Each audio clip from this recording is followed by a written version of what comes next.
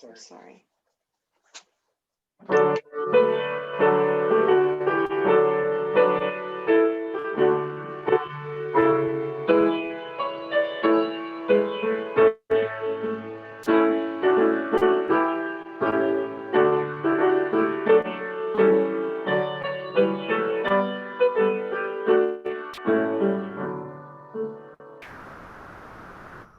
Thank you.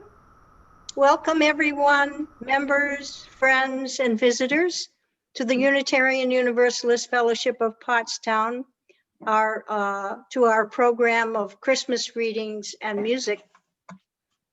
Does anyone have an announcement?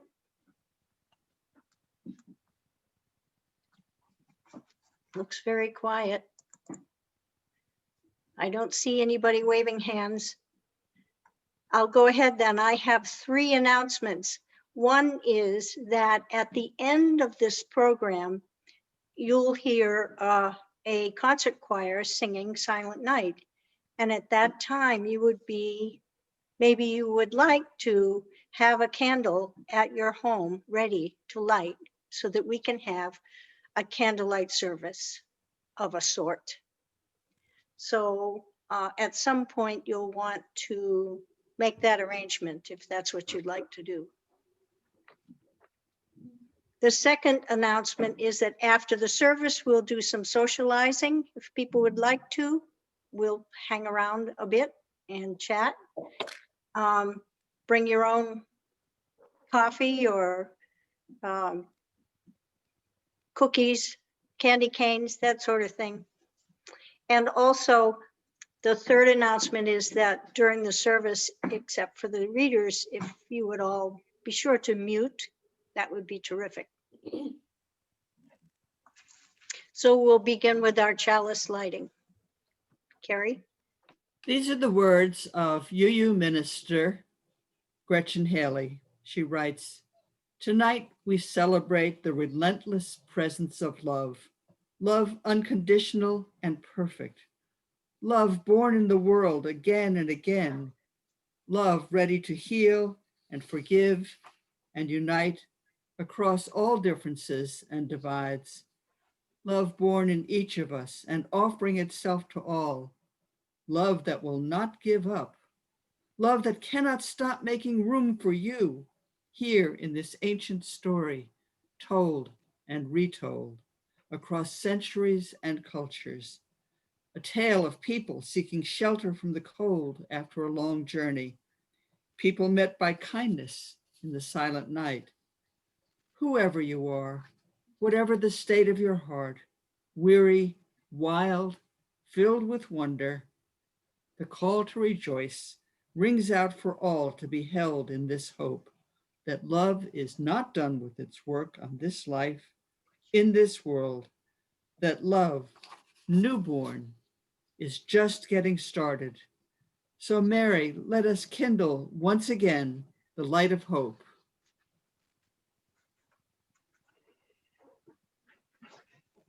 Mary will light the chalice.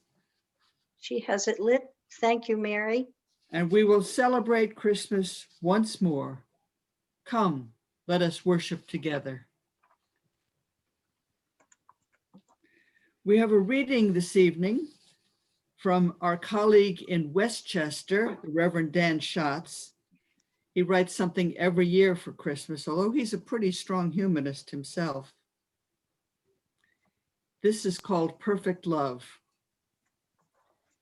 It was quiet enough in the alley behind the barn, warm against piles of hay despite the winter chill.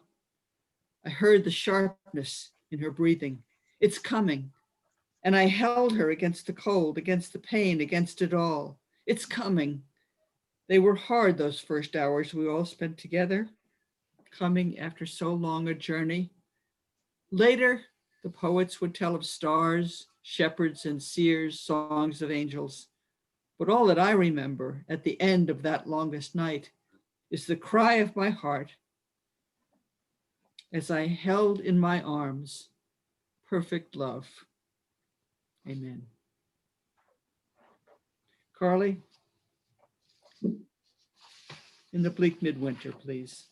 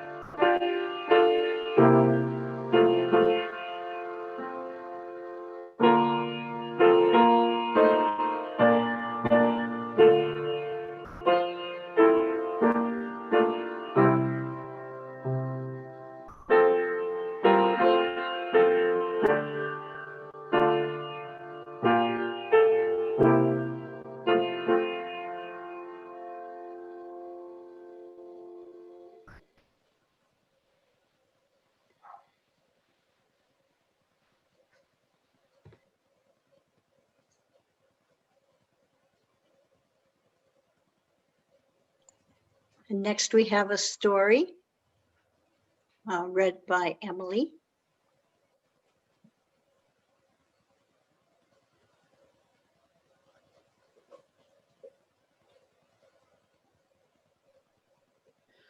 A few days before Christmas, Panchito's family decided it was time to move again.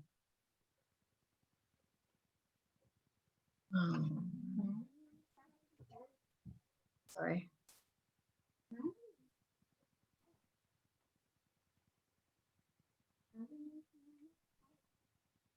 There's the pictures. Panchito did not mind too much. Miguelito, his friend, had left 2 weeks before. Besides, it had rained most of the time they had been in Corcoran, picking cotton, and Papa, Mama, and Roberto, Panchito's older brother, had gone days without work.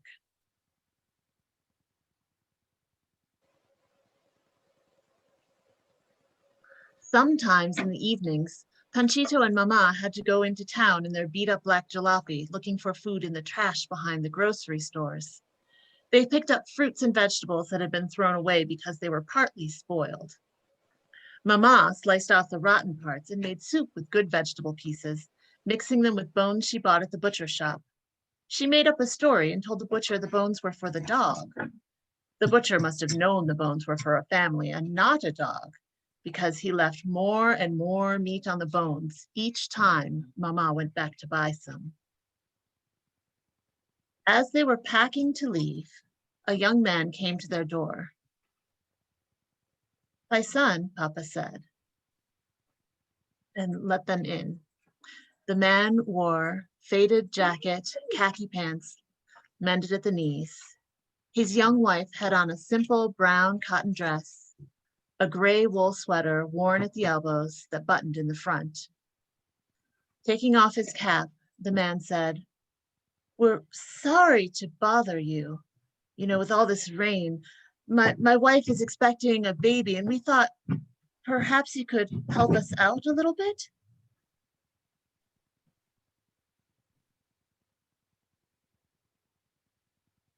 He reached into a paper bag he was carrying and pulled out a wallet. "Perhaps you could give us 50 cents for this? Look, it's pure leather, almost brand new," he said, handing it to Papa. Shaking his head, Papa replied, "I'm sorry, I wish I could, paisano, but we're broke too." When Panchito heard his papa say this, he panicked. Broke? But not like last year, he thought. No, this time Papa and Mama will have enough money to get me a ball for Christmas. Ever since he was 6, Panchito had wanted a red ball, a ball to toss in the air, to catch, to twirl, then to drop and watch as it bounced up and down.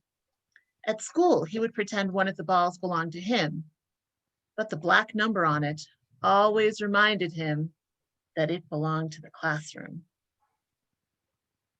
And see, there's saying he's sorry. "Please, how about 25 cents? The man was still holding out the wallet to Papa. Before Papa could answer, the man quickly pulled out from the bag a white embroidered handkerchief and said, "How about 10 cents for this handkerchief? Please, my wife did the needlework on it." "I'm very sorry," Papa repeated. "It's beautiful," Mama said, gently placing her hand on the woman's fragile shoulder. "May God bless you." Papa then walked the couple out the door and partway to the next cabin, where they continued trying to sell their few belongings.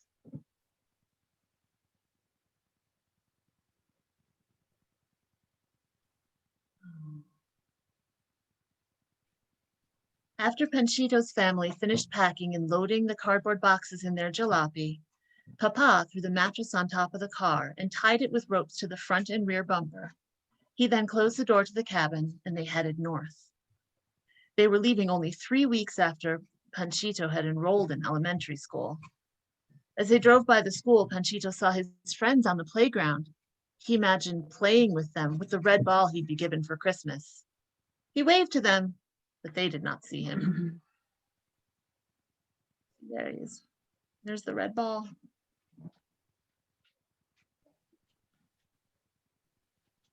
After stopping at several places and asking for work, Papa found a rancher who still had a few cotton fields to be picked.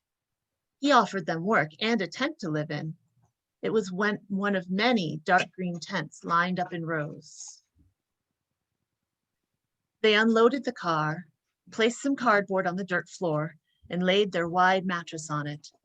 All of them, Papa, Mama, Roberto, and Pachito's younger brothers, Jose and Juan Manuel, and his baby brother, Ruben, slept on the mattress to keep warm, especially during chilly nights when the freezing wind pierced the canvas walls of their new home. The closer Christmas drew, the more anxious and excited Panchito became. When December 24th finally arrived, time seemed to stand still. One more day, Panchito thought. That evening after supper, Panchito's family sat on the side of the mattress and listened to Mama tell the story of how Jesus was born and how the three wise men traveled so far to bring him gifts. Panchito only half listened. He wanted the evening to end quickly and for morning to come. Finally, sleep overcame his brothers, and they all huddled together and covered themselves with army blankets. Panchito could not sleep thinking about Christmas. Once in a while, Papa's words, "but we're broke too," entered his mind, but he pushed them out, daydreaming of playing with his very own ball. Thinking the whole family was asleep, he quietly slipped out of bed and lit the kerosene lamp. Panchito covered his head with the blanket, and through a hole in it, he watched her, trying to see what gifts she was going to wrap. But she sat behind some wooden crates that served as the table and blocked his view. Panchito could see only her weather-worn face. The shadow cast by the dim light made the circles under her eyes look even darker. As she began to wrap the gifts, silent tears ran down her cheeks. Panchito did not know why.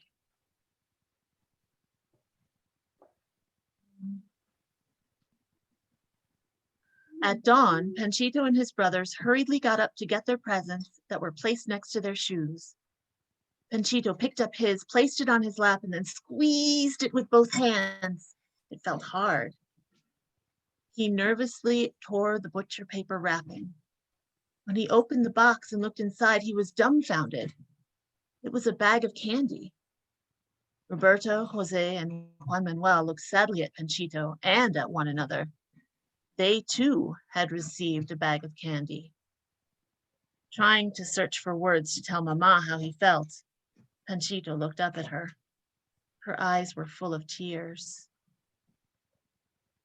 Papa, who was standing next to her, looked at a corner of the mattress and pulled out from underneath the white embroidered handkerchief. He tenderly wiped her eyes with it and handed it to her, saying, "Feliz Navidad, vieja." Panchito saw Mama's eyes light up when she saw her gift. She looked so pleased, so joyful, just as she had when his baby brother Ruben was born. Oh, wow, look at the embroidery on that. Panchito took a deep breath, then opened his bag of candy. He reached in and gave a candy first to Mama, then to Papa. He hugged them both and said gracias.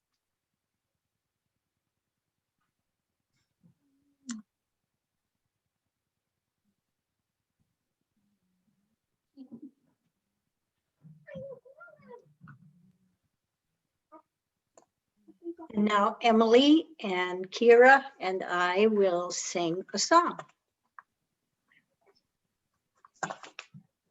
Emily's going to start. And then I sing that. Do you want to sit here? Take All your right, for 1 second and get the right note. Actually,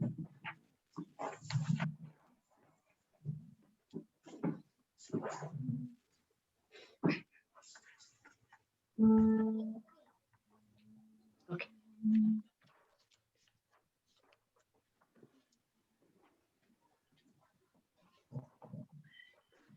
Jesus, our brother, kind and good, was humbly born in a stable rude, and the friendly beasts around him stood.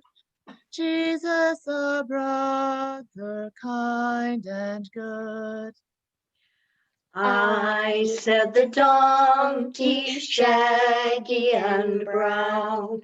I carried his mother up hill and down. I carried his mother to Bethlehem town. I said the donkey shaggy and brown.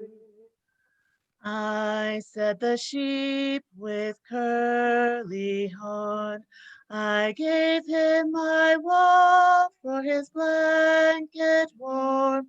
He wore my coat on Christmas morn.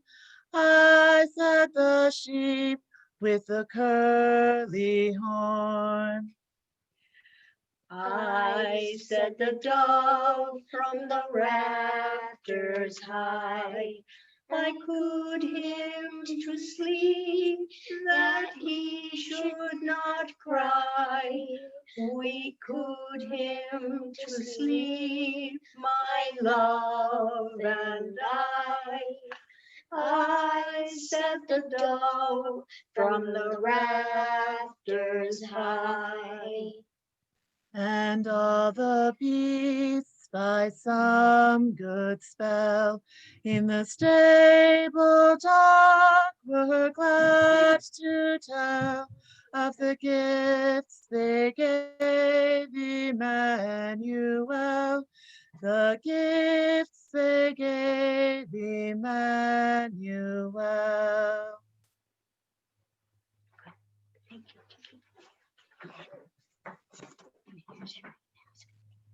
You can put that on.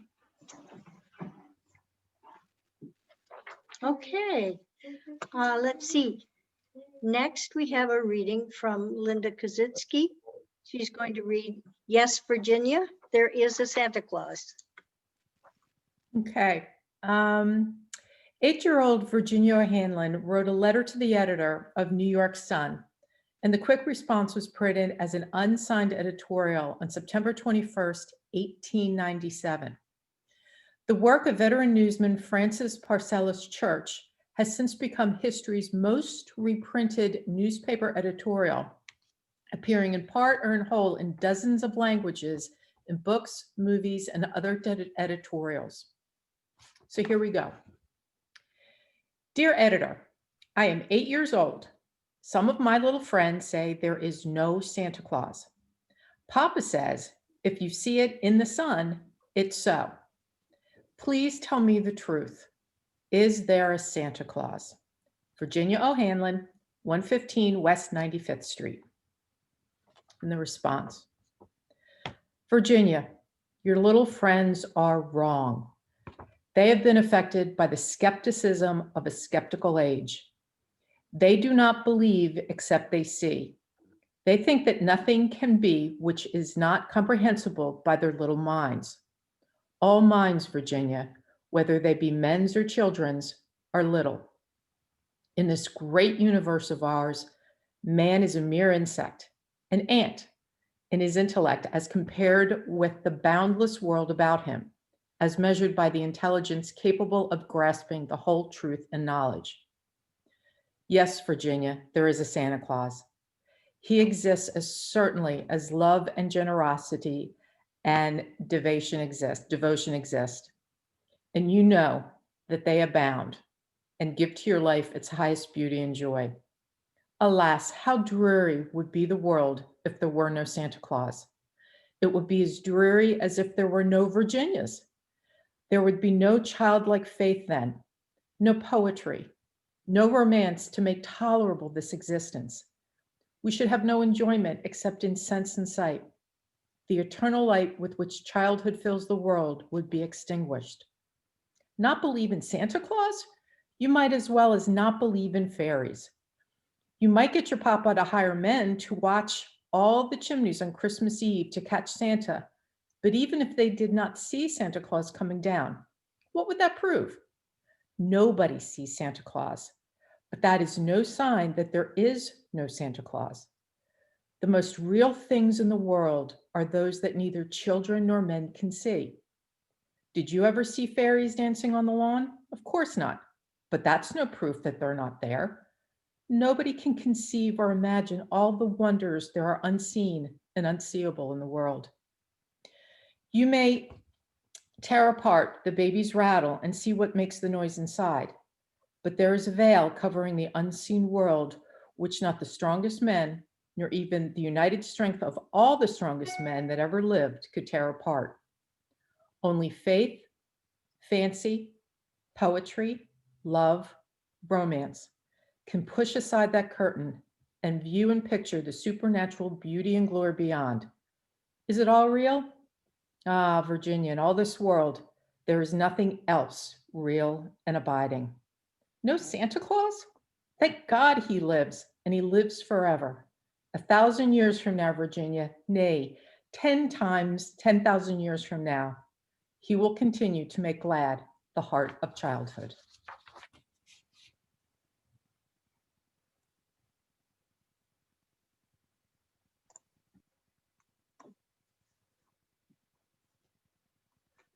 And now Judy McDonald will read A Visit from St. Nicholas. I don't have this as nicely done as Emily, so I have my book. So let's try to see. 'Twas the Night Before Christmas by Clement C. Moore. 'Twas the night before Christmas, and all through the house, not a creature was stirring, not even a mouse. The stockings were hung by the chimney with care, in hopes that St. Nicholas soon would be there. The children were nestled all snug in their beds, while visions of sugar plums danced in their heads. And Mama in her kerchief and I in my cap had just settled down for a long winter's nap. When out on the lawn there arose such a clatter, I sprang from my bed to see what was the matter. Away to the windows I flew like a flash, tore open the shutters and threw up the sash. The moon on the breast of the new fallen snow gave the luster of midday to objects below, when what to my wondering eye should appear but a miniature sleigh and 8 tiny reindeer. With a little old driver so lively and quick, I knew in a minute it must be Saint Nick. More rapid than eagles, their coursers they came, and he whistled and shouted and called them by name. On Dasher, on Dancer, now Prancer and Vixen, on Comet, on Comet, on Donder and Blitzen, from the top of the porch to the top of the wall, now dash away, dash away, dash away all.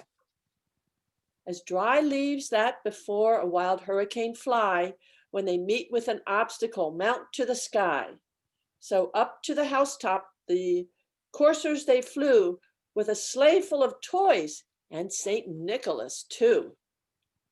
And then in a twinkling I heard on the roof the prancing and pawing of each little hoof. As I drew in my head and was turning around, down the chimney St. Nicholas came with a bound. He was dressed all in fur. From his head to his foot, and his clothes were all tarnished with ashes and soot. A bundle of toys he had flung on his back, and he looked like a peddler just opening his sack. His eyes, how they twinkled, his dimples, how merry. His cheeks were like roses, his nose like a cherry. His droll little mouth was drawn up like a bow, and the beard on his chin was as white as the snow. The stump of a pipe he held tight in his teeth, and the smoke it encircled his head like a wreath. He had a broad face and a round little belly that shook when he laughed like a bowl full of jelly. He was chubby and plump, a right jolly old elf, and I laughed when I saw him in spite of myself. A wink of his eye and a twist of his head soon gave me to know I had nothing to dread. He spoke not a word, but went straight to his work, and filled all the stockings and turned with a jerk. And laying a finger aside of his nose and giving a nod, up the chimney he rose. He sprang to his sleigh, to his team gave a whistle, and away they all flew like the down of a thistle. But I heard him exclaim as he drove out of sight, "Happy Christmas to all, and to all a good night." Merry Christmas, everyone. Merry Christmas. Thank you, Judy. And let's see, now we have Mary, who's going to read The Grinch. Grinch who stole Christmas. The Grinch Who Stole Christmas. Yay. Oh, How the Grinch Stole Christmas. Sorry, got that citation wrong.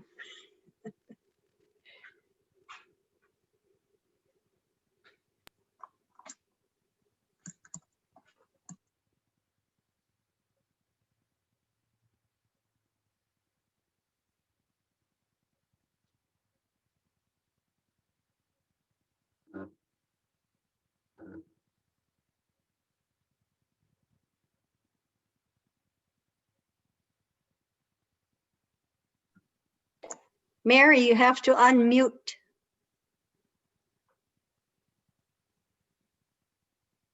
It again. Oh, that whole double click. Okay. Yeah, I'm not going to show the pictures because I think it's a little hard to see and for me to read as well. But I have the Grinch sitting here keeping me straight. So here we go. Every who down in Whoville liked Christmas a lot. But the Grinch, who lived just north of Whoville, did not. The Grinch hated Christmas, the whole Christmas season. Now, please don't ask why. No one quite knows the reason. It could be that his head wasn't screwed on just right. It could be perhaps that his shoes were too tight. But I think the most likely reason of all may have been that his heart was 2 sizes too small. But whatever the reason, his heart or his shoes, he stood there on Christmas Eve, hating the Who's, staring down from his cave with a sour, grinchy frown at the lighted windows below in their town. For he knew every Who down in Whoville beneath was busy now hanging a mistletoe wreath. And they're hanging their stockings, he snarled with a sneer. Tomorrow is Christmas, it's practically here. Then he growled with his Grinch fingers nervously drumming. I must find a way to stop Christmas from coming. For tomorrow he knew all the Who girls and boys would break bright and early, they'd rush for their toys, and then, oh the noise, noise, noise, noise. That's one thing he hated, the noise, noise, noise, noise. Yeah, it's too hard to see. All right. Then the Who, young and old, would sit down to a feast, and they'd feast, and they'd feast, and they'd feast, feast, feast, feast. They would feast on Who pudding and rare Who roast beef, which was something the Grinch couldn't stand in the least. And then they do something he liked least of all. Every Who down in Whoville, the tall and the small, would stand close together with Christmas bells ringing. They'd stand hand in hand. The Who's would start singing.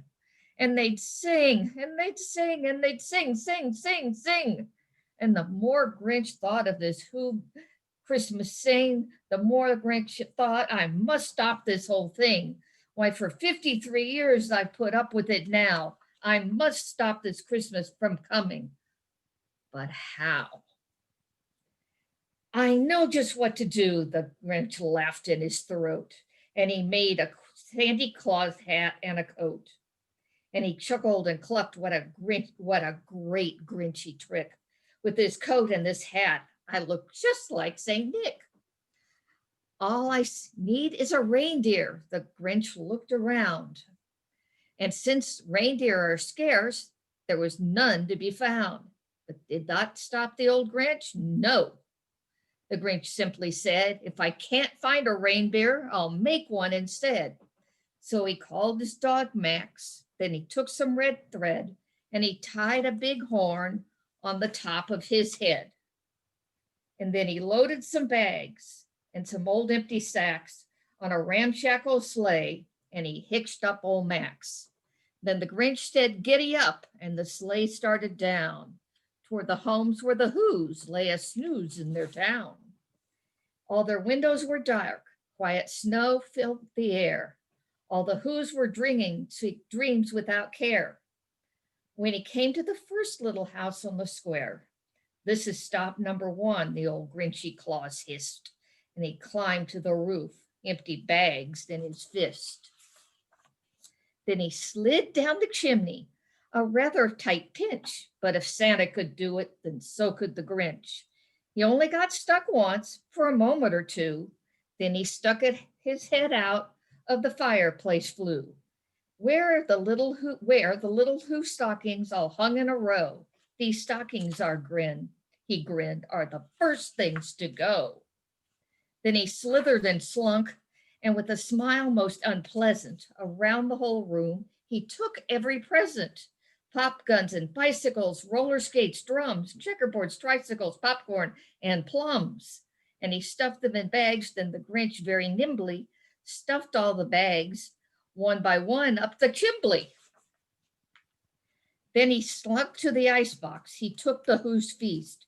He took the Who pudding. He took the roast beef. He cleaned out the icebox as quick as a flash. Why, that Grinch even took their last can of Who hash.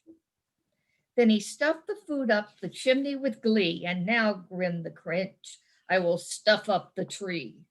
And the Grinch grabbed the tree, and he started to shove. And when he heard a small sound like the coo of a dove, he turned around fast, and he saw a small Who, little Cindy Lou Who was not more than 2. The Grinch had been caught by this tiny Who daughter, who got out of bed for a cup of cold water. She stared at the Grinch and said, "Santa Claus, why? Why are you taking our Christmas tree? Why?" But you know that old Grinch was so smart and so slick. He thought up a lie, and he thought it up quick. "Why, my sweet little tot," the fake Santa Claus lied, "there's a light on this tree that won't light on one side. So I'm taking it home to my workshop, my dear. I'll fix it up there, and then I'll bring it back here." And his fib fooled the child, and then he patted her head, and he got her a drink, and he sent her to bed. And when Cindy Lou Who went to bed with her cup, he went up the chimney and stuffed the tree up. Then the last thing he took was the log from their fire. Then he went up the chimney, himself the old liar. On their walls he left nothing but hooks and some wire. And one little speck of food that he left in the house was a crumb that was too small for a mouse. Then he did the same thing to the other Who's houses, leaving crumbs much too small for the other Who's mouses.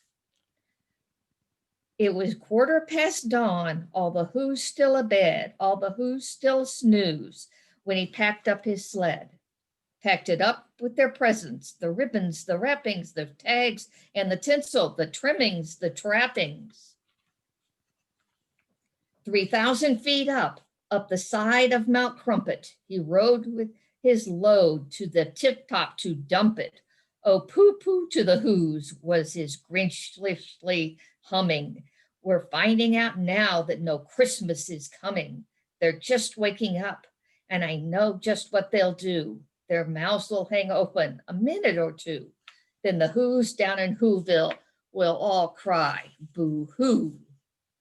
But the sound wasn't sad. Why, this sound sounded merry. It couldn't be so, but it was merry, very. He stared down at Whoville. The Grinch popped his eyes. Then he shook what he saw. What he saw was a shocking surprise. Every Who down in Whoville, the tall and the small, was singing without any presents at all. He hadn't stopped Christmas from coming. It came somehow or other. It came just the same. And the Grinch with his Grinch feet ice cold in the snow stood puzzling and puzzling. How could it be so? It came without ribbons. It came without tags. It came without pocket packages, boxes, or bags. And he puzzled 3 hours till his puzzler was sore. Then the Grinch thought of something he hadn't before. Maybe Christmas, he thought, didn't come from a store. Maybe Christmas, perhaps, means a little bit more. And what happened then? Well, in Whoville, they say that the Grinch's small heart, grew 3 times that day, sizes that day.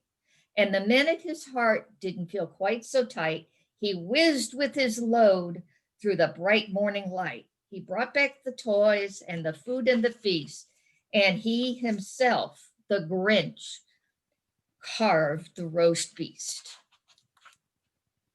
How'd you do? Thanks, Mary. That was wonderful. Now I think we have some music. Ooh. This is Dick Joe Keel. He's the husband of Lisa Joe Keel, who is a longtime member. And Lisa let me know recently that he had made recordings. If you go to YouTube and type in Dick Joe Keel, you'll come up with his recordings of Christmas music. He often has sung on Christmas Eve at our fellowship.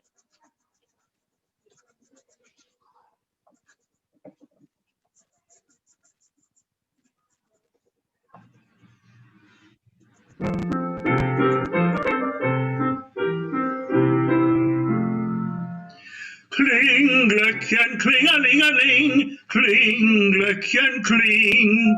Lasst mich ein, ihr Kinder, ist so kalt der Winter.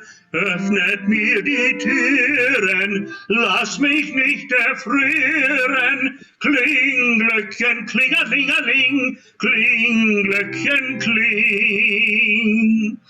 Kling, Glöckchen, klingelingeling, kling, Glöckchen, kling. Mädchen, Herd und Bübchen, macht mir auf das Stübchen, bring euch viele Gaben, sollt euch dran erlaben. Kling, Glöckchen, klingelingeling, kling, Glöckchen, kling. Kling, Glöckchen, klingeling. Kling, Glöckchen, kling, helle in die Kerzen, öffnet mir die Herzen, wilde Wind wohnen fröhlich, frommes Kind wie selig, kling, Glöckchen, klingelingeling, kling, Glöckchen, kling.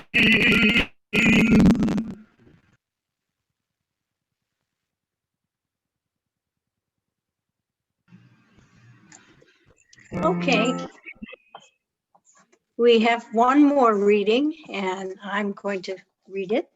The reading is called Christmas in Driftwood Valley. It's an entry from a journal of an animal ecologist and writer, Theodora Stanwell Fletcher. And in the 1930s and 40s, she and her husband lived in Driftwood Valley, an unexplored wilderness in north central British Columbia, where she studied wildlife for the Provincial Museum at Victoria. So this is her entry for Christmas Day. She says, Christmas Day. Last night when we went to bed, the windows on the inside of the cabin were covered with frost an inch thick. The logs in the walls and the shakes in the roof cracked like gunshots as they were split by the cold. And out on the lake, the ice kept up an almost steady booming, interspersed with the horrid ripping and tearing that always makes my spine tingle. During the night, I was waked repeatedly by such terrific cracks in the logs that I thought the cabin was coming down on our heads. When the temperature is falling, we expect a drop of 15 or 25 degrees during the night, beginning at sunset. But last night, it broke all records. This morning, I was the first one out of bed. These days, I can hardly wait to get up. Whether this is because I'm always hungry or because the night is so long, I don't know. But it is refreshing to be able to jeer at John as he lies lazily in bed. Although when we went to bed last night, we piled up the stove with slow burning green wood, this morning the fire was practically out. It was still dark outside. Dawn had not begun yet, although it was long past 8. The windows were so densely frosted that it seemed as if daylight, even if it were there, could never penetrate the cabin. I lit the lamp and then carefully laid the pile of shavings, as always unfailingly prepared by John the evening before, in the front of the stove and applied a match, after which I delicately laid on more shavings and then larger and larger sticks. Everything was ice cold, and I was careful not to touch any metal with bare hands, having learned from bitter experience that skin, especially moist skin, freezes fast and is sometimes peeled right off at the slightest contact with very cold metal. Still clad in bathrobe and slippers, I went to scrape away the frost and read the thermometer outside. I realized then that although I didn't feel chilled, I could hardly move my arms. But the temperature is inside first, I thought, and went to peer at the thermometer hanging above our dining table. It read 25 below. Gosh, that couldn't be right. How could we sleep like that? How could I be wandering around in a wrapper? I must see what it was outside. I couldn't even find the mercury. It dawned on me after a time that the thermometer had gone its limit and had jammed at 50 below. My exclamations roused John, and we were so busy arguing over the thermometer that we forgot to say Merry Christmas. By the time dawn was coming, we had scraped 2 peepholes in the frost on the panes, and we stood quiet to watch the sunrise. The radiant peaks of the driftwoods cut like white icing into pinnacles and rims against the apple green sky, and they were brushed with pink that, even as we watched, spread down and turned to gold. Rays of the rising sun, coming between the pointed firs of the east shore, stretched straight across the white lake, and as they touched it, huge crystals formed by the intense cold burst into sparkling, scintillating light. The snow-bowed trees of the south and west shores were hung with diamonds, and the willows around our cabin were decked with jewels as large as robin's eggs that flashed red and green and blue. No Christmas trees decorated by human hands were ever so exquisite as the frosted trees of this northern forest.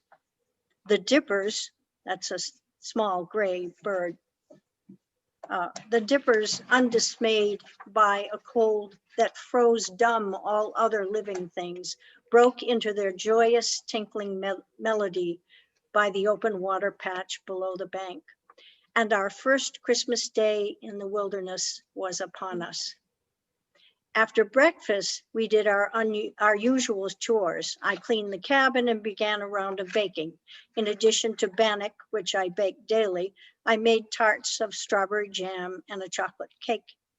As these favorite articles of diet make inroads on a meager supply of Crisco jam and sugar, we have them only for very special occasions. Toward noon, the temperature moderated enough for us to enjoy a tramp. That is, it had gone up from 50 below, or whatever below it was, to 36 below. Our snowshoes tossed up clouds of crystal. Young trees, which in autumn reached above our heads, had been completely covered with fresh snow, so that they were transformed into great mounds and small hills. Wherever we looked, our eyes were dimmed by the twinkling brilliance scattered before us, the azure of the sky above, the unsullied whiteness below, the mountains and the woods, the intense pureness of the air were exhilarating beyond imagining. The azure of the sky above, and there was not a sound or emotion anywhere to distract our senses of sight and feeling. Soon after noon, the temperature began dropping again fast. Our faces, which we rubbed constantly with wool mitts, began to show a tendency toward frostbite, and John's right big toe, once badly frozen in Arctic tundras, was starting to pain severely, so we turned homeward. As daylight faded, the rays of the sinking sun tinted the snow with red and lavender. The mountains grew purple, and then came that period which, if I could make a choice of the wonders of all the 24 hours of a winter's day, seems the most wonderful of all. It is that moment of white twilight which comes on a particularly clear afternoon, after the last colors of sunset fade and just before the first stars shine out. I don't suppose its light can be seen anywhere except in the snowbound, ice-cold Arctic places. Everything in the universe becomes a luminous white. Even the dark trees of the forest and the sky overhead are completely colorless. It is the ultimate perfection of purity and peace. But even as one looks and wonders, the white sky takes on a faint pale green. There are the stars, and then the great winter's night is upon one. We had our Christmas dinner at 5, dehydrated potatoes and onions and a bit of moose steak, specially saved and tender, baked in a pan with stuffing. For dessert, there were the jam tarts and chocolate cake. With these vanished the last vestiges of Christmas, the things that made it a little different from our other days. Have we greatly missed the things that make Christmas Day in civilization? Other loved human beings, Christmas carols, wonderful food? I suppose so, but I think that this lack is more than made up for by the deep contentment of our healthy minds and bodies, and by our closeness to and awareness of the earth and of each other.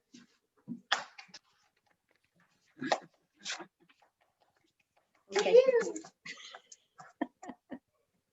Let's see what's next. I think next is, this is the time when you can take a second if you need it and get a candle to light, so that we're all lighting a candle at the same time if you want to.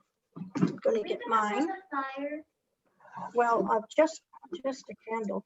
Oh, Yeah, I don't know if this will show up. I was gonna Give say, it a you said try. 5 and I can't really stay here. Here's our candle. Oh, it's so pretty. I'm not on mute, no. Welcome back. Miranda, thank you for that wonderful story. Thank you all for your contributions. These words of closing are from pastor, poet, theologian, Howard Thurman. When the song of the angels is stilled, when the star in the sky is gone, when the kings and the princes are home, when the shepherds are back with their flock, the work of Christmas begins. To find the lost, to heal the broken, to feed the hungry, to release the prisoner, to rebuild the nations, to bring the peace among the brothers and sisters, to make music in the heart. Amen. Shalom. Blessed be.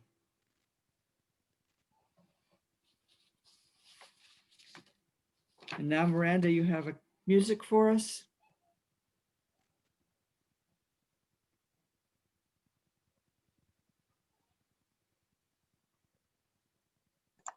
This is the Santa Clara Concert Choir.